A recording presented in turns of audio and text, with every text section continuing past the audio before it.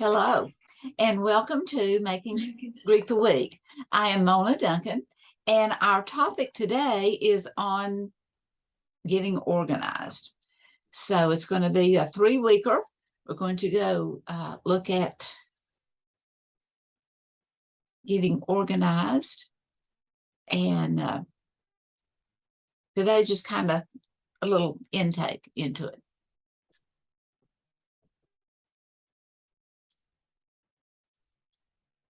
So,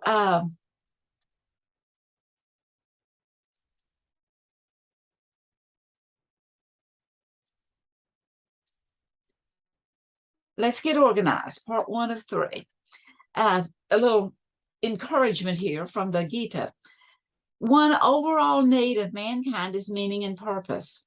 Self-knowledge and self-evaluation leads to understanding the mystery of being us, of being me, of being you. Each soul achieves its own ultimate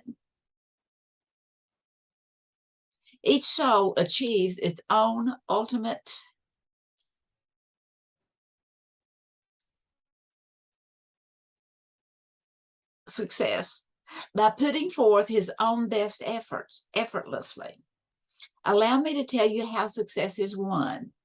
Do your own duty as seen by your inward sun. And so we'll start out by looking at how organized are you. Just a few things to kind of, ask you. How can you retrieve any needed article or object in a short time? Or is there a lot of work that goes into it?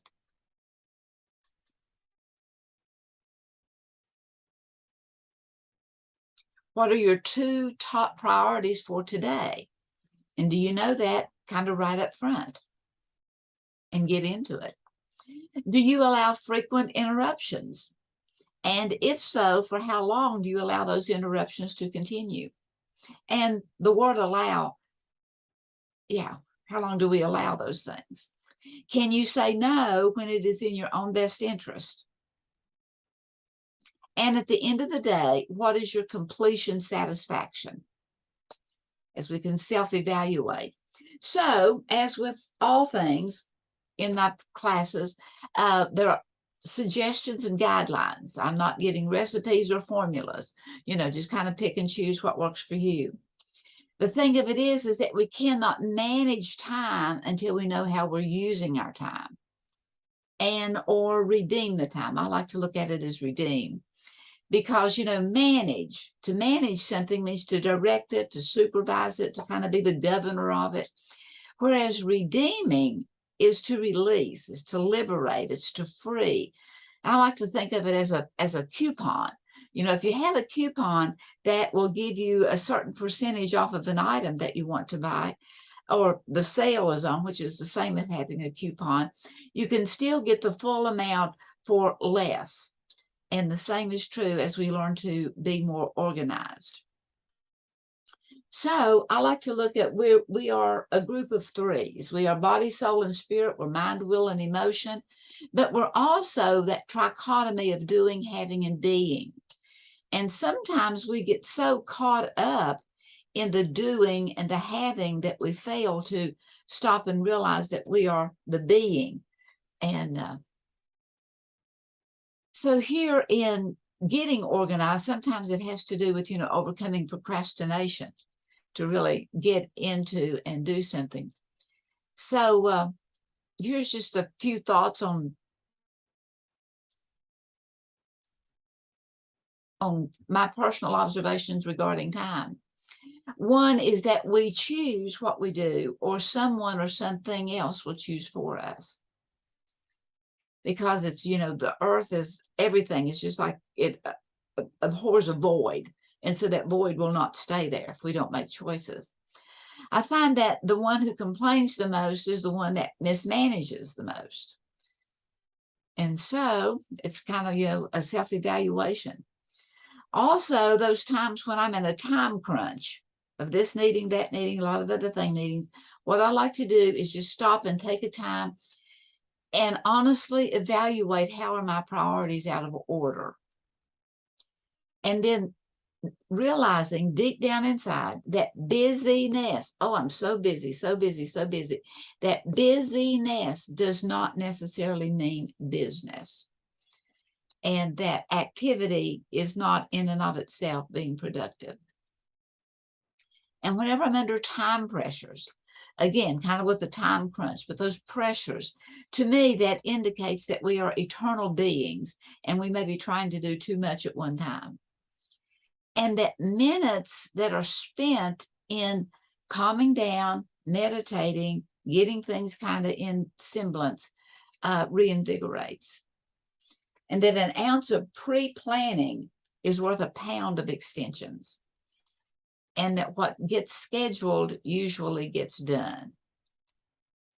So, and then also, the more that I'm in touch with the vastness of this universe and what all it has to offer, the more content I am with my little corner of the world, and being thankful of those that come in and join me on occasions and so forth. So anyway, we're looking at our behavior in getting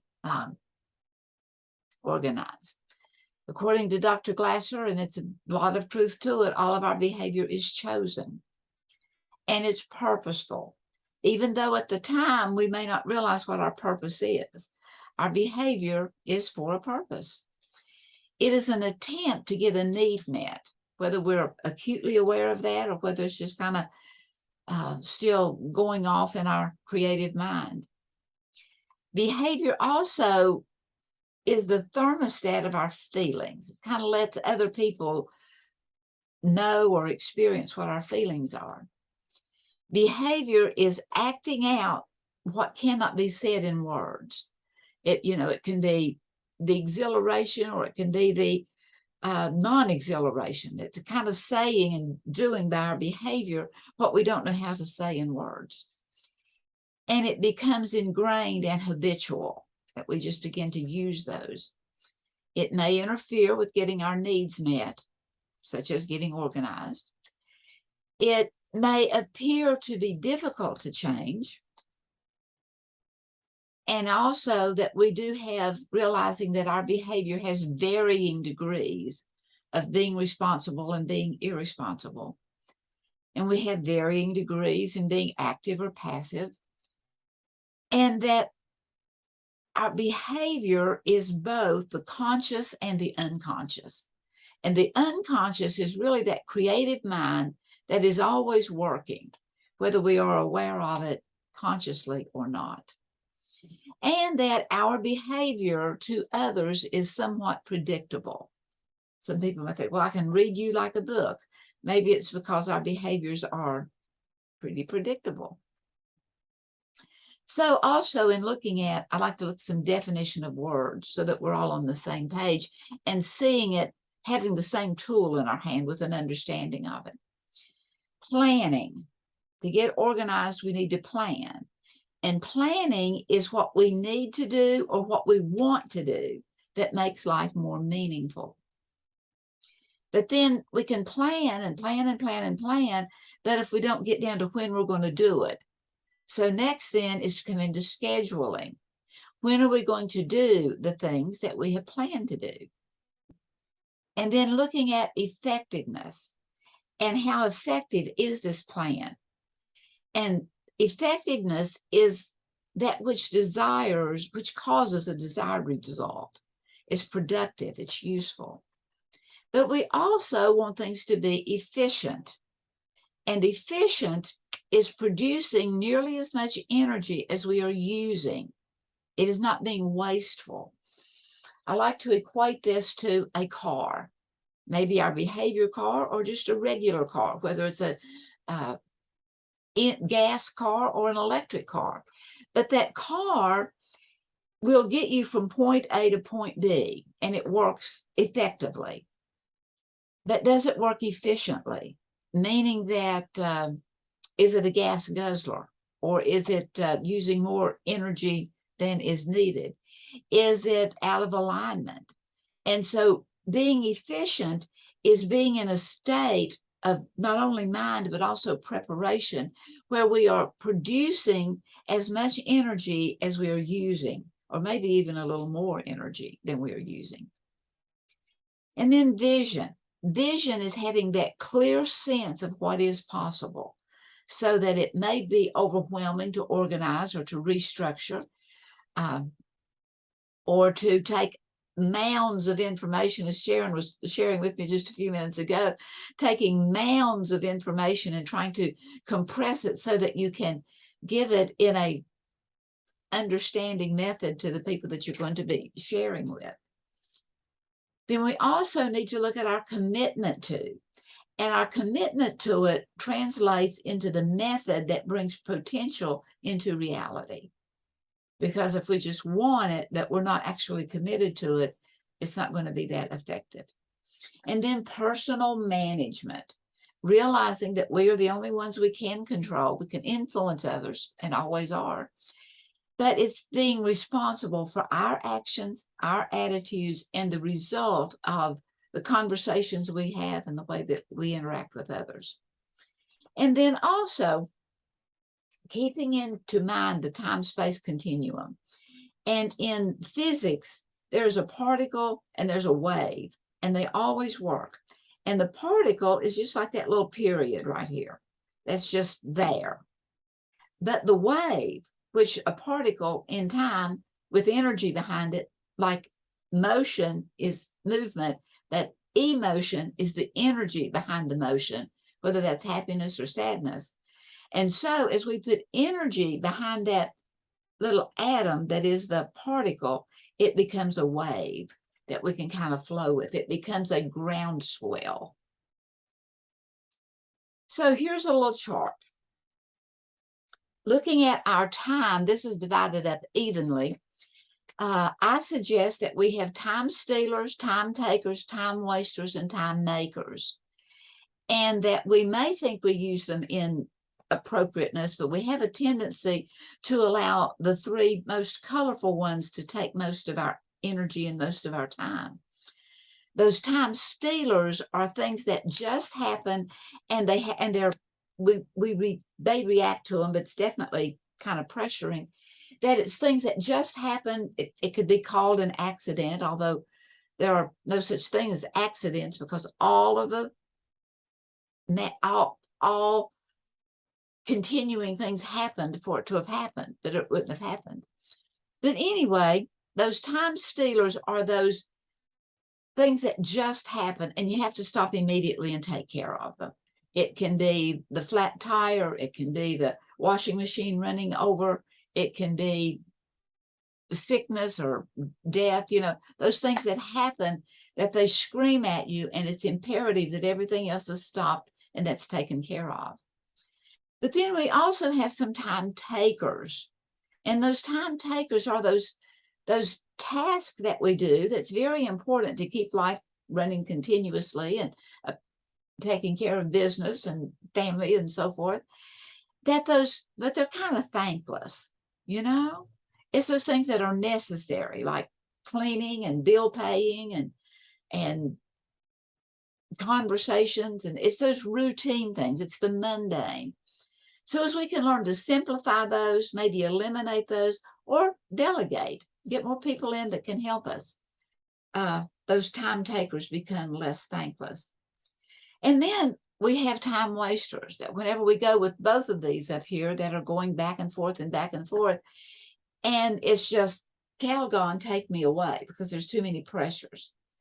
And it's pleasant to do, but at the same time, those time wasters, being irresponsible, it's pleasant to do, but yet at the same time, it's putting pressure on us, because what I should be doing, it has no productivity. And anyway, but then we want to go with the time makers, which is being proactive. It requires the planning, the preparation, and it's saying yes to the important. And then the goal, of course, is to have more organized how to handle those difficult times and those time takers and the time wasters, and turn those time wasters into being time makers, where we bring our team on board that helps us with the things we do. So some ineffective time takers is multitasking, thinking that we can do several things at once and not being really focused on anything. And anyway, just multitasking. It's more difficult for us to do than we may realize it until we begin to learn to what needs to be focused on and stay with that. It's trying to do everything yourself rather than getting some input from others or doing some research. It's the reluctance to say no. You know, you're asked to do something and, you know, you appreciate being a part of it, and you know, just keep continually saying, okay, okay, okay. The failure to monitor interruptions. Now, it's not to say just keep everyone locked out, but to at least, you know, have a few minutes there to talk with someone, but don't allow them to come in and camp out. Procrastinating and being plagued with that, I'll do it tomorrow, tomorrow, tomorrow. Well, some effective time usages is forgive us focused attention. Put everything else to the side and focus right here on what is here. Also, it's to delegate. There's a word, itanbu, which is an African word meaning apart from community, we are nothing. And so the more we can bring in our helpers, our friends, our loved ones, to say no and feel good about it, rather than, you know, you've hurt someone's feelings, to feel good about the fact that you did not take on a task, a requirement, a commitment that is beyond your scope. It's monitoring those interruptions. It is realizing that there's time for it to just be Nike time, you know, which is just do it. Just get in there and just do it. And then I always like to think also too of TNT, today, not tomorrow. Quit putting things off. So here I have 15 just organizational tips for you to kind of take and look at and evaluate. One is that everything needs a home. And so as we make a home for everything and we put it in its home whenever we're through using it, whenever your keys, you know, if they go in your purse or they go in your pocket, or maybe they go on a nail, then you don't have to look for them if they're just put down here or there. The papers from the meeting that are left on the table becomes clutter as opposed to being efficiency. So everything needs a home, and as we're using it, we need to put it in its particular place. Handle it once. While it's in your hand, go ahead and take it. It's kind of an either or. Go ahead and take care of it, such as your mail, your emails, your to-do list. Go ahead and take care of what you can while it's in your hand. Take care of it, or put it in a place for later use that is designated for that. Like as looking at what is your inbox, you know, what is your, and then we want to plan forward, but we execute backward. We plan forward that this is the plan, this is the plan, this is what the house will look like, this is what the company will look like, this is what the end product will look like. And so you have that vision and that goal in mind, but then you plan backward, or you execute it backwards. So you be selective. Do not tackle everything at once. Begin to look at, you know, just kind of what it is that you're wanting to begin to organize first. Is it your life? Is it your inbox? Is it your commitments? Is it your obligations? And then asking yourself, can you give it 15 minutes? And again, that's kind of a two-way street also, because that 15 minutes in the right time setting can give you the energy to just give it 15 minutes, can give you the energy to go on and complete it.